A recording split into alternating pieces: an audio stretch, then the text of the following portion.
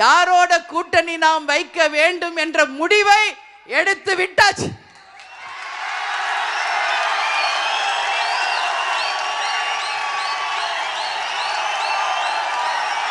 இந்த மாநாடு மேடையில் நம்ம அறிவிக்கணுமா?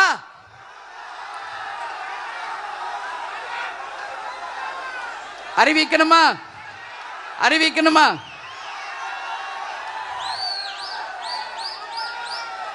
ஏன் கேட்கிறேன்னா,